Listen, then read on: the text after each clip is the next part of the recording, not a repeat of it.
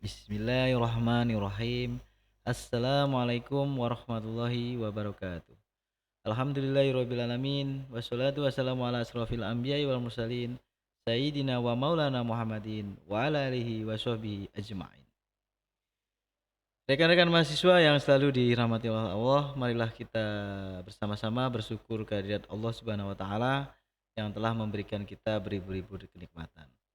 Salawat dan salam kita aturkan kepada Nabi Muhammad sallallahu alaihi wasallam, karena semoga kita beserta keluarga kita termasuk golongan Nabi Muhammad sallallahu alaihi wasallam. Mari kita bersama-sama membaca istighfar 3 kali. Astaghfirullahaladzim, astaghfirullahaladzim, astaghfirullahaladzim. Semoga perkuliahan kita hari ini selalu diberi kemudahan dan selalu diridhoi. Apabila banyak kesalahan maka selalu diampuni. Oke, masuk ke dalam bab 4, yaitu manusia dan keindahan. Ada 4 topik: pengertian keindahan, hakikat dari keindahan, hubungan manusia dengan keindahan, kemudian cara mengetahui suatu keindahan.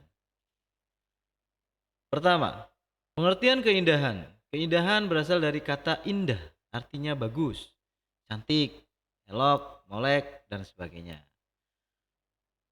Keindahan dalam arti luas, pengertian keindahan yang seluas-luasnya meliputi keindahan seni, keindahan alam, keindahan moral, dan keindahan intelektual. Nah, ini. Kemudian keindahan dalam arti estetis murni, menyangkut pengalaman estetis dari seseorang dalam hubungannya dengan segala sesuatu yang diserapnya. Keindahan dalam arti terbatas, lebih disempitkan, sehingga hanya menyangkut benda yang diserapnya dengan penglihatan. Keindahan estetis apa? Nilai suatu benda yang menyebabkan menarik minat seseorang atau suatu golongan. Nilai adalah semata-mata suatu realita atau psikologis yang harus dibedakan secara tegas dari kegunaan karena terdapat dalam jiwa manusia dan bukan pada benda itu sendiri. Kemudian nilai digolongkan menjadi nilai ekstrinsik, ya, sifat baik suatu benda sebagai alat untuk sesuatu hal lainnya. Kemudian nilai intrinsik, sifat baik dari benda yang bersangkutan atau sebagai suatu tujuan ataupun demi kepentingan benda itu sendiri. Pengertian keindahan,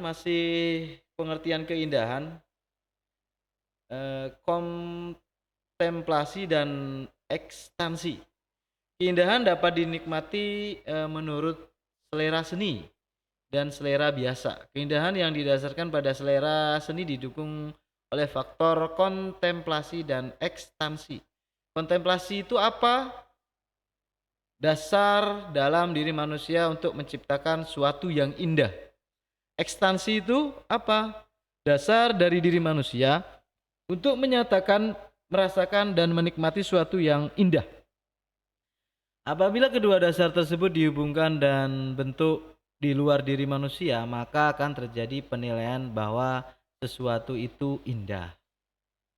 Maka sebab manusia menciptakan keindahan, maka tata nilai yang telah usang, kemudian kemerosotan zaman, kemudian penderitaan manusia, keagungan Tuhan. Nah, ini sebab manusia menciptakan keindahan.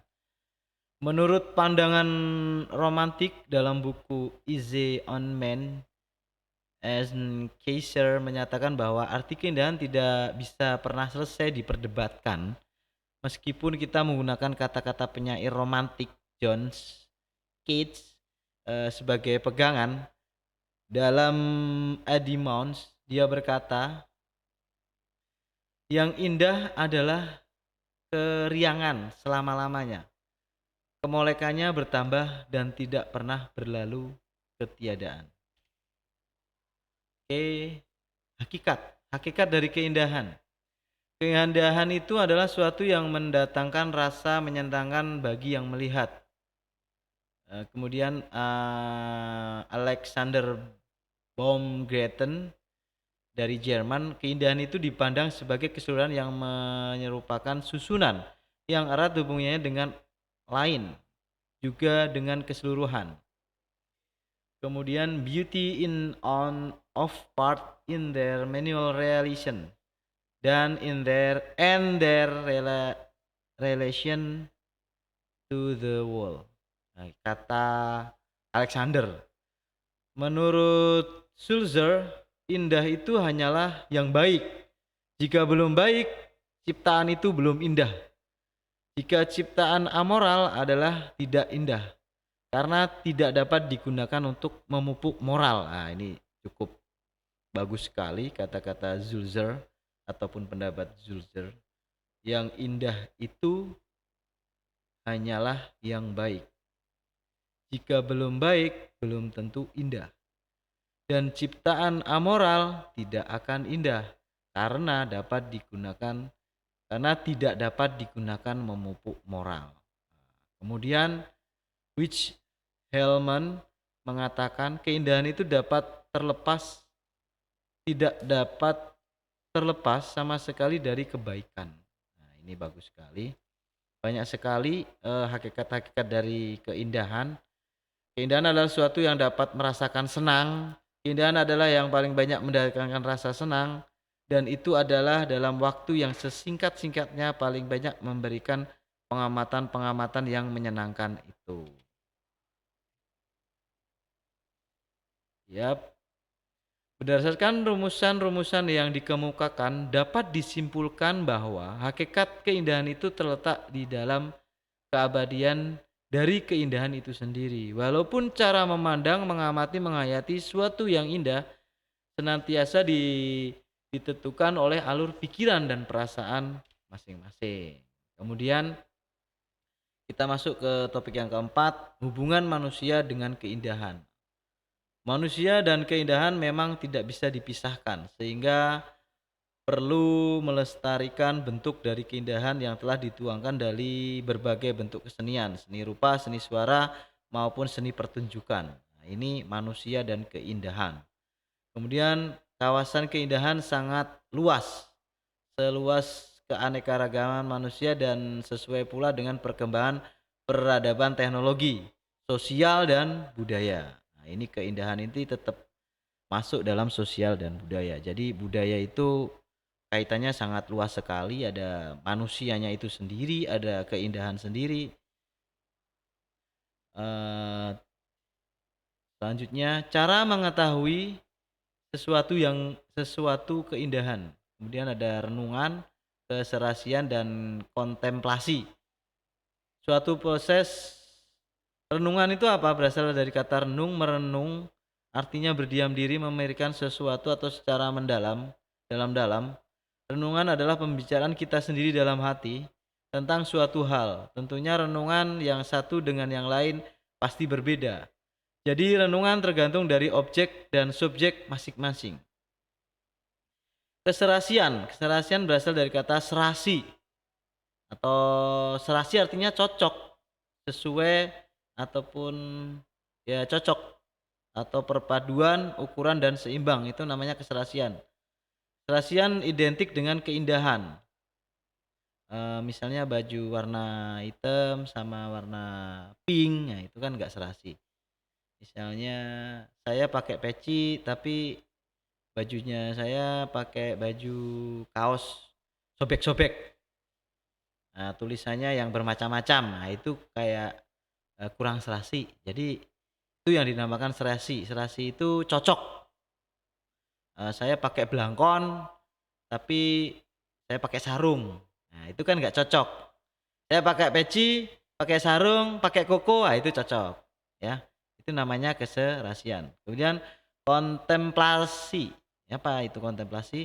Suatu proses bermeditasi. Ini prosesnya. Kalau tadi itu renungannya, kalau tadi itu keserasian. Nah, ini adalah prosesnya. Merenungkan atau berpikir penuh dan mendalam untuk mencari nilai-nilai makna, manfaat, dan tujuan dari niat hasil ciptaan. Seni merupakan watak yang akan berpadu dengan keindahan Karena itu menurut logika dan deduktif dapat dikatakan bahwa keindahan dalam seni juga disebut kontemplasikan. Dikontemplasikan itu istilahnya ya. Ada renungan tadi udah kita jelaskan sedikit. Keserasian itu apa? Serasian itu ya berasal dari kata serasi. Kata dasar serasi artinya cocok gitu ya. Kemudian ada teori-teori yang menyebutkan semua itu serasi, semua harus kita bahas. Keserasian tidak ada hubungan dengan kemewahan. Kadang-kadang kemewahan menunjang keserasian, tidak selalu ya. Ada dua teori, teori objektif dan teori subjektif. Kalau teori objektif yang mencipta nilai estetik adalah sifat atau kualitas yang memang benar melekat pada bentuk yang indah, terlepas dari orang yang mengamatinya. Kemudian teori subjektif, yaitu perasaan dalam diri seseorang yang mengamati suatu benda. Kemudian ada teori perimbangan. Perimbangan itu berasal dari bahasa Yunani kuno, dahulu dipahami bahwa arti yang lebih terbatas yaitu secara kualitatif yang digunakan dengan angka. Kemudian teori perimbangan berlaku dari abad 5 sebelum Masehi sampai abad 17. Selama 22 teori tersebut runtuh karena desakan dari filsafat empirisme dan aliran-aliran termasuk dalam seni. Bagi mereka keindahan hanyalah kesan subjektif saja. Kesan subjektif saja kalau keindahan itu. Kalau dulu itu zaman Yunani kuno itu dipahami menggunakan kualitatif ataupun angka. Diangkain ataupun dinilai. Yap, mungkin itu saja yang dapat saya sampaikan tentang manusia dan keindahan. Keindahan bersifat universal. Artinya nanti rekan-rekan bisa cari sendiri. Keindahan menurut Herbert Wright dalam rumusannya adalah sebutkan dua nilai yang penting dalam keindahan. Kemudian teori estetika keindahan menurut James M. Philo dalam bukunya dikelompokkan 3 kelompok besar apa? Sebutkan beberapa alasan mengapa manusia menciptakan keindahan. Ya, sekian saja dalam kuliah ilmu budaya dasar. Kenapa kita harus belajar manusia dan keindahan? Karena memang untuk menciptakan nilai-nilai yang terkandung dalam kebudayaan itu sendiri. Maka kita harus mempelajari keindahan. Oke, sudah bisa dipahami kenapa di EBD ada materi ataupun ada bab manusia dan keindahan. Karena dalam kebudayaan itu pasti ada nilai-nilai budaya dan nilai-nilai keindahan.